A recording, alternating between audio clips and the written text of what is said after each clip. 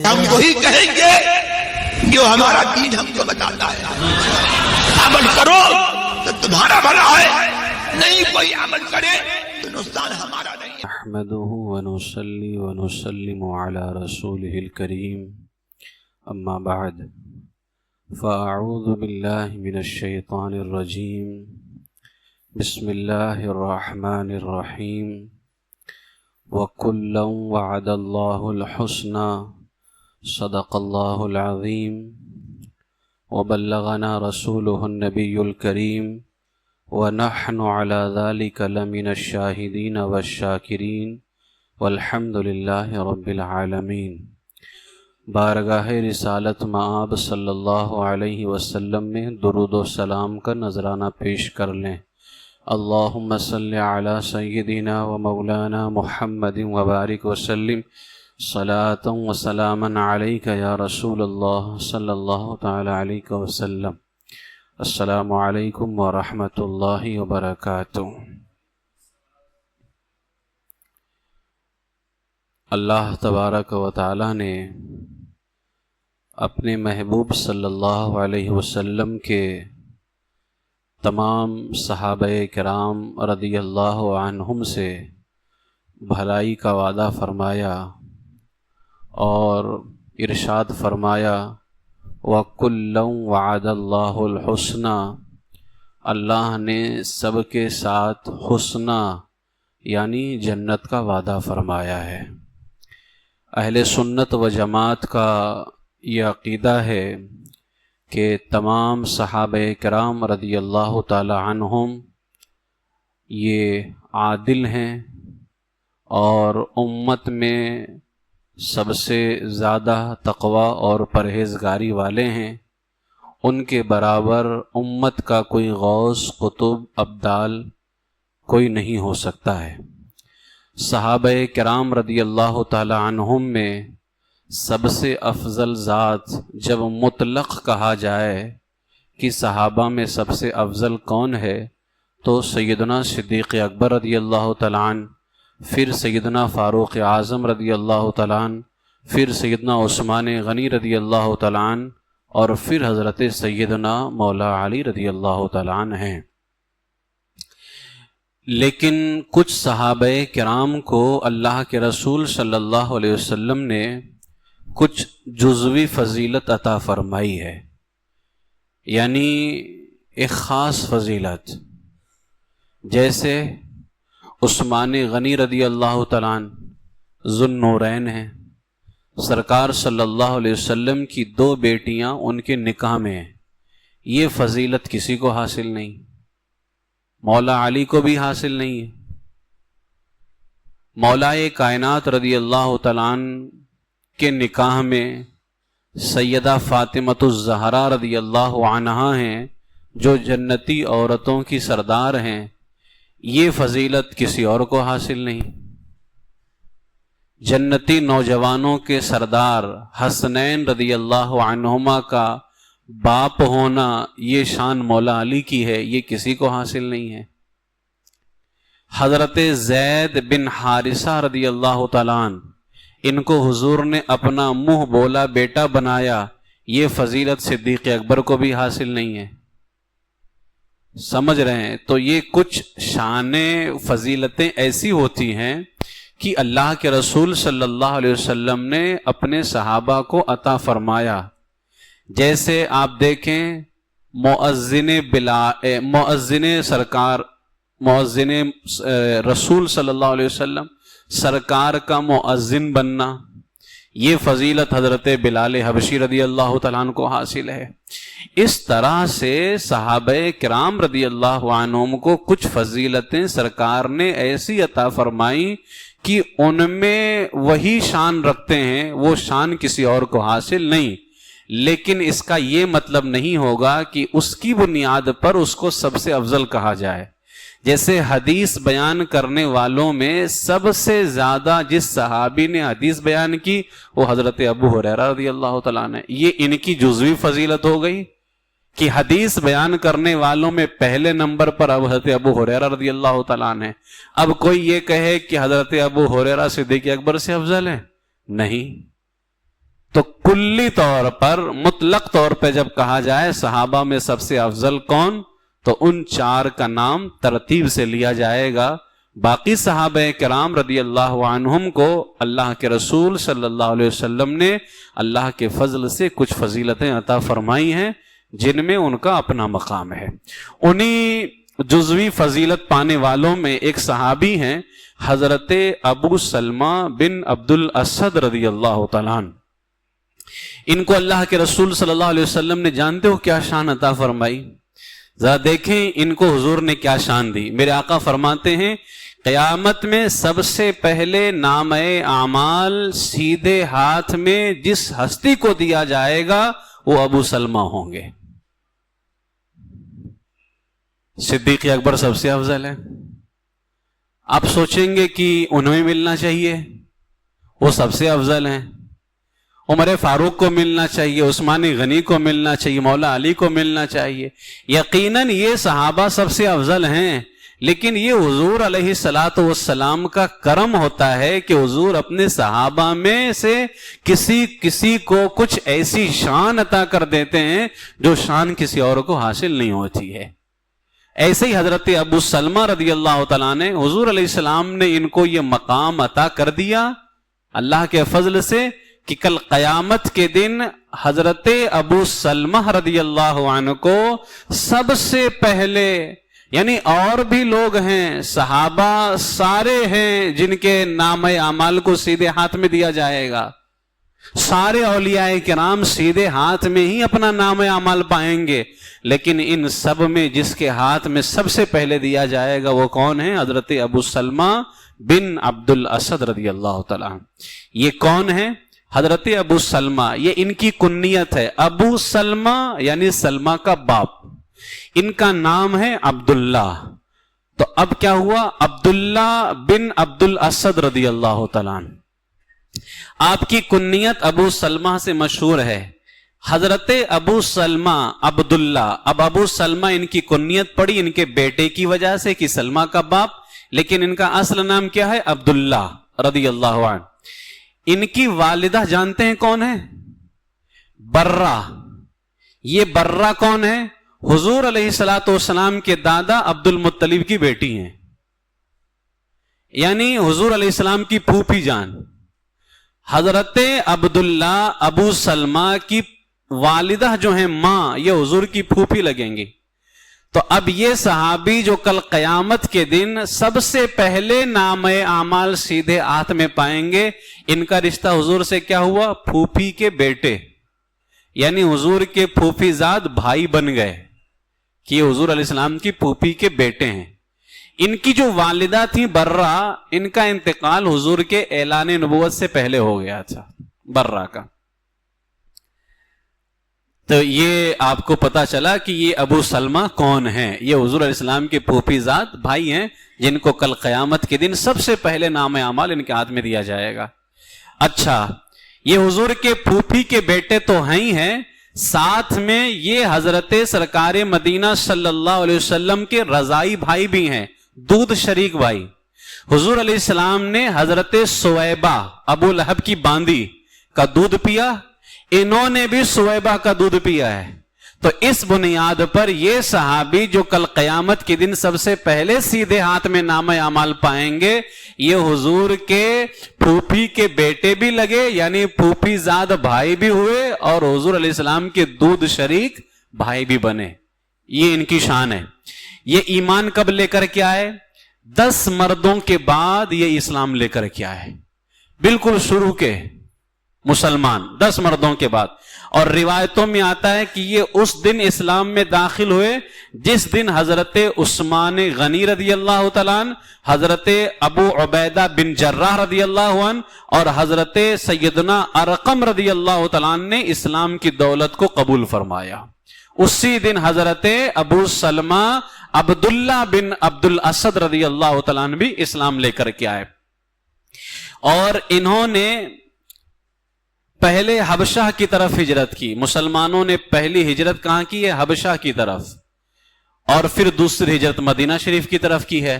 تو انہوں نے حبشہ کی طرف بھی ہجرت کی اور مدینہ شریف کی طرف بھی ہجرت کی. اور حبشہ کی طرف جب ہجرت کر رہے تھے یہ، اس وقت ان کی بیوی حضرت ام سلمہ، یہ نام یاد رکھیے گا، ام سلمہ، جب یہ حبشہ کی طرف ہجرت کر رہے تھے ابو سلمہ، اب ابو سلمہ کا مطلب ہوتا ہے سلمہ کا باپ، اور ام سلمہ کا مطلب ہوتا ہے سلمہ کی ماں، ان کی کنیت ہے یہ۔ تو جب یہ حبشہ کی طرف ہجرت کر رہے تھے تو ان کے ساتھ میں حضرت ام سلمہ رضی اللہ تعالی عنہ تھیں۔ اچھا، پہلی ہجرت حبشہ کی طرف ہوئی انہوں نے کی، اور دوسری ہجرت مدینے کی طرف کی۔ یہ صاحب الہجرتین ہو گئے، دو ہجرت کرنے والے اسلام کے لیے۔ جب حبشہ سے مسلمان مدینہ مکہ آ گئے، پھر اللہ کے حکم سے حضور مدینہ شریف تشریف لے کر کے گئے، ہجرت کر کے گئے۔ جب حضور ہجرت کر گئے تو میرے آقا علیہ السلام کی جانب سے اعلان ہو گیا کہ مدینہ شریف ہجرت کر جاؤ۔ اب مکہ کے جو مسلمان تھے انہوں نے مدینہ شریف کی طرف ہجرت کرنا شروع کیا۔ انہوں نے بھی تاخیر نہیں کی، حضرت ابو سلمہ عبداللہ رضی اللہ تعالیٰ تاخیر نہیں کی، اونٹ پر کجاوا باندھ کر کے اپنی بیوی حضرت ام سلمہ اور اپنے بچے کو اونٹ پر سوار کر دیا۔ جب اپنے بچے اور اپنی بیوی کو سوار کیا مدینہ کی طرف ہجرت کرنے کے لیے، اچانک حضرت ام سلمہ کے خاندان والے آ گئے، کیونکہ خاندان والے ابھی اسلام نہیں لے کر کے آئے تھے، بیوی کے خاندان والے اسلام نہیں لے کر کے آئے تھے۔ کہنے لگے ہمارے خاندان کی لڑکی مدینے نہیں جا سکتی ہے، تم کو جانا ہے جاؤ، ہمارے خاندان کی لڑکی مدینے نہیں جا سکتی۔ پھر حضرت ام سلمہ کو اونٹ سے نیچے اتار دیا۔ یہ دیکھ کر کے حضرت ابو سلمہ رضی اللہ تعالیٰ عنہ کے خاندان والوں کو غصہ آ گیا، ان کا خاندان بھی ابھی اسلام نہیں لے کر کے آیا تھا۔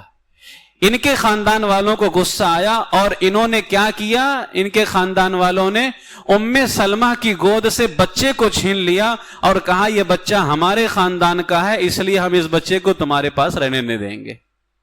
خلاصہ یہ کہ حضرت ابو سلمہ عبداللہ رضی اللہ تعالیٰ مدینے کی طرف ہجرت کر رہے ہیں، بیوی بھی چھوٹ رہی ہے اور بچہ بھی چھوٹ رہا ہے۔ بیوی کو ان کے خاندان والوں نے جانے نہیں دیا اور بچے کو ان کے خاندان والوں نے جانے نہیں دیا، لیکن اللہ کی قسم حضرت ابو سلمہ رضی اللہ تعالیٰ نے دونوں کی جدائی گوارا کر لی۔ کہا بیوی جانے دو یا نہ جانے دو، میرے بچے کو جانے دو یا نہ جانے دو، میں ضرور محمد عربی کے پاس جاؤں گا۔ یہ کیسا عشق رسول تھا! تبھی تو کل قیامت کے دن نام اعمال سب سے پہلے سیدھے ہاتھ میں پائیں گے۔ بیوی کو بھی چھوڑ دیا، بچے کو بھی چھوڑ دیا، اور دونوں کو اللہ کے حوالے کر کے مدینے شریف کی طرف چل پڑے۔ خیر کیسے کیسے کر کے چند دنوں کے بعد میں حضرت ام سلمہ رضی اللہ تعالی عنہا بھی اپنے بیٹے حضرت سلمہ، اسی بیٹے کی وجہ سے باپ کو ابو سلمہ اور ماں کو ام سلمہ کہا جاتا ہے، اس کو لے کر کے یہ بھی مدینہ منورہ پہنچ گئیں۔ خیر دونوں نے اسلام کے لیے جدائی اختیار کی، لیکن اللہ تعالیٰ نے دونوں کو پھر ایک کر دیا اور وہاں پر ان کی بیوی بھی پہنچ گئیں۔ حضرت ابو سلمہ رضی اللہ تعالیٰ 10 محرم کو مدینہ شریف کے اندر داخل ہوئے۔ بعض روایتوں کے مطابق آتا ہے کہ حضرت سیدنا مصعب ابن عمیر اور حضرت عبداللہ ابن ام مکتوم کے بعد آنے والے تیسرے ہجرت کرنے والے صحابی حضرت ابو سلمہ رضی اللہ تعالیٰ، تیسرے نمبر پر انہوں نے ہجرت فرمائی ہے۔ حضرت ابو سلمہ رضی اللہ تعالیٰ نہایت بہادر، قائدانہ صلاحیتوں کے مالک، رمضان شریف سن 2 ہجری غزوہ بدر کے موقع پر بے بہا یعنی بہت ہی بہادری کے ساتھ آپ نے دشمنوں کا مقابلہ کیا، یعنی کہ آپ بدر میں بھی شامل تھے۔ سن 3 ہجری میں ماہ شوال کے اندر غزوہ احد، جس میں سرکار کے چچا امیر حمزہ رضی اللہ تعالیٰ عنہ شہید ہوئے، اس میں بھی آپ نے لشکر اسلام کے بائیں حصے کو سنبھال کر کے رکھا اور دشمنوں کا خوب مقابلہ کیا۔ بازو پر تیر لگنے کی وجہ سے شدید زخمی ہوئے، 1 مہینے تک مسلسل علاج چلتا رہا اور زخم تقریباً آپ کا بھر چکا تھا۔ پھر 1 محرم الحرام شریف کو سن 4 ہجری میں میرے آقا علیہ السلام نے آپ کو ایک معرکے کے لیے بھیجا، ایک جنگ کے لیے بھیجا، اور آپ کی قیادت میں آپ کو سپہ سالار بنایا، آپ کی قیادت میں 150 مجاہدین کو روانہ فرمایا۔ 29 دن کے بعد یہ قافلہ مدینے لوٹ کر آیا تو آپ کا جو زخم غزوہ احد میں لگا تھا وہ دوبارہ بھر آیا۔ وہ دوبارہ جو ہے نا جب ابھر کر کے آیا تو علاج و معالجہ شروع ہوا، مگر صحت یاب نہیں ہو سکے۔ آخر کار مدینہ شریف کے آنے کے 4 سال بعد ہی جو ہے 8 جمادی الاخری، اسی مہینے کی، اسلامی سال کا جو آخری مہینہ ہے، اسی کی 8 تاریخ کو اس دنیا سے آپ نے پردہ فرمایا۔ اب اس صحابی کا تو انتقال ہو گیا، لیکن وہ بیوی حضرت ام سلمہ رضی اللہ عنہا جو ان کی بیوی ہیں، ہے نا، اور ان کے بیٹے حضرت سلمہ رضی اللہ تعالیٰ، روایتوں میں آتا ہے کہ جب ان کا انتقال ہوا تو انتقال کے وقت ان کی آنکھ کھلی رہ گئی۔ حضور علیہ السلام نے اپنی میرے آقا علیہ السلام نے خود ان کی آنکھوں کو بند فرمایا، اور حضور نے فرمایا روح جب قبض کر لی جاتی ہے تو نظر اس کے پیچھے جاتی ہے، تو حضور نے ان کی آنکھوں کو بند فرمایا۔ بعض رشتہ داروں نے رونا پیٹنا شروع کیا تو حضور نے فرمایا اپنے متعلق خیر کی دعا کرنا، کیونکہ فرشتے آمین کہتے ہیں، کوئی الٹی سیدھی دعائیں یا اس طرح سے مت کہنا۔ میرے آقا حضور علیہ السلام نے آپ کے لیے یوں دعا فرمائی، اے مولا ابو سلمہ کو بخش دے اور ہدایت والوں میں ان کا درجہ بلند فرما، اور ان کے پسماندگان میں یعنی ان کے پیچھے رہ جانے والوں میں تو ان کا خلیفہ ہو، تو ان کی حفاظت کرنے والا ہو۔ اے اللہ میری اور ان کی مغفرت فرما اور ان کی قبر میں روشنی اور وسعت عطا فرما۔ اب حضرت ابو سلمہ کا انتقال ہو گیا، ان کی بیوی ام سلمہ رضی اللہ تعالیٰ عنہ، ان کے بطن سے 2 لڑکے سلمہ اور عمر، 2 لڑکیاں رقیہ اور زینب پیدا ہوئیں، یعنی حضرت ابو سلمہ کے 4 بیٹے تھے۔ اندازہ لگائیے گا کہ اللہ تبارک و تعالی اسلام کی خاطر خدمت کرنے والوں کو کیا شرف عطا فرماتا ہے۔ ایک تو یہ شرف اللہ نے عطا فرمایا کہ اسلام کی خاطر اپنی بیوی اور بچوں کو چھوڑا، تو سرکار نے کیا شان دی کہ کل قیامت کے دن سب سے پہلے ان کو نام اعمال سیدھے ہاتھ میں دیا جائے گا۔ اور بیوی بھی کیا خوب بیوی ہے کہ شوہر کا جانا گوارا کر لیا لیکن اپنے اسلام کو چھوڑنا گوارا نہ کیا۔ پھر کچھ دنوں کے بعد وہ بھی مدینہ شریف آ جاتی ہیں۔ حضرت ابو سلمہ رضی اللہ تعالیٰ عنہ ایک مرتبہ حضور کی بارگاہ میں بیٹھے تھے، تو ام سلمہ فرماتی ہیں ایک دن میرے شوہر حضور کی بارگاہ سے گھر واپس آئے، فرمانے لگے میں نے آج حضور سے ایک حدیث سنی ہے۔ تو حضرت ام سلمہ فرماتی ہیں ذرا مجھے بھی بتاؤ وہ کون سی حدیث ہے۔ حضرت ابو سلمہ فرماتے ہیں اتنی پیاری حدیث ہے کہ مجھے اس حدیث نے بے حد خوش کر دیا ہے۔ ام سلمہ فرماتی ہیں مجھے بھی خوشی دیجئے، اگر آپ نے وہ حدیث سن کر کے اتنی خوشی حاصل کی ہے تو مجھے بھی خوشی چاہیے۔ تو حضرت ابو سلمہ فرماتے ہیں میرے محبوب آقا نے فرمایا ہے تم میں سے کسی کو مصیبت پہنچے تو اسے چاہیے کہ وہ استرجاع کرے۔ استرجاع، یہ استرجاع کیا ہوتا ہے؟ الف سین زیر اس، تا را زیر تر، استر، جیم الف زبر جا، عین ساکن جا، استرجاع۔ استرجاع کا معنی ہوتا ہے انا للہ و انا الیہ راجعون کہنا۔ جیسے ہم لوگ بولتے ہیں نا فاتحہ پڑھو تو پوری سورہ فاتحہ ہے، استعاذہ پڑھو اعوذ باللہ من الشیطان الرجیم، بسملہ پڑھو بسم اللہ الرحمن الرحیم، ایسے ہی انا للہ و انا الیہ راجعون کہنے کو استرجاع کہا جاتا ہے۔ تو حضور نے فرمایا جب تم میں سے کسی کو مصیبت آئے تو وہ کیا کہے؟ استرجاع، یعنی انا للہ و انا الیہ راجعون۔ اور پھر ایک دعا حضور نے فرمائی اللہم آجرنی فی مصیبتی وخلف لی خیرا منہا، یعنی اے اللہ مجھے میری مصیبت پر اجر عطا فرما اور اس سے بہتر بدلہ عطا فرما۔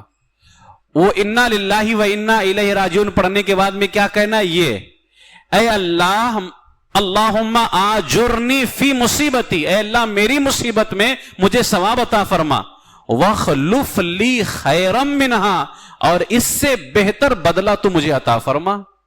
یہ حدیث سرکار نے بیان فرمائی، ابو سلمہ نے سنی، اور ابو سلمہ نے کس کو بیان فرمایا؟ ام سلمہ کو، حضرت ام سلمہ رضی اللہ عنہ کو۔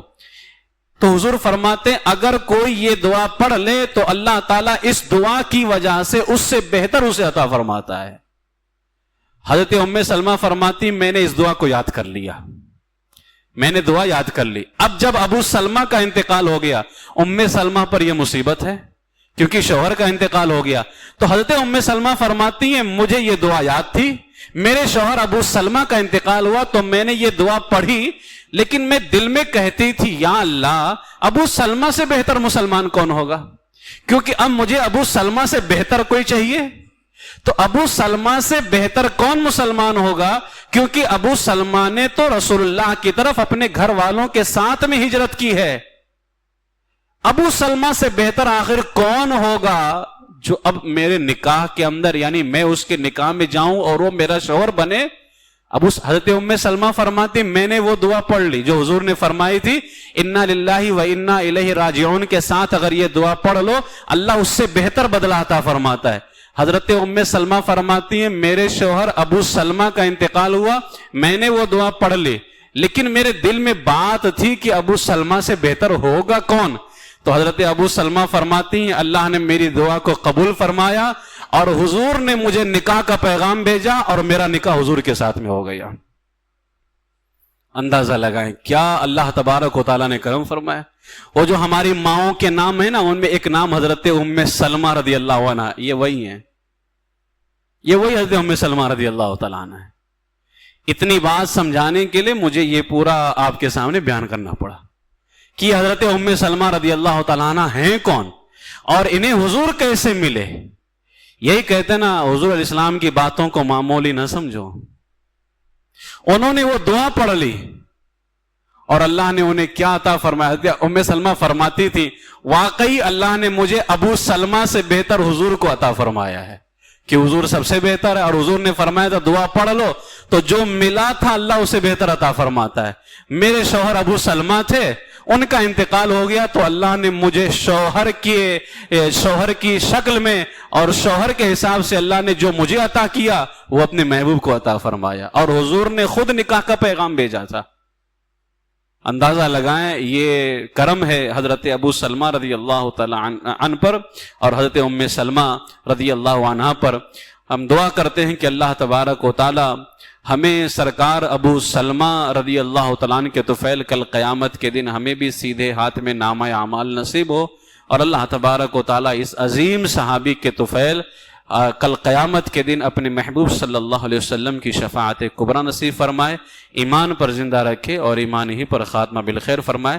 وآخر دعوایا ان الحمد للہ رب العالمین۔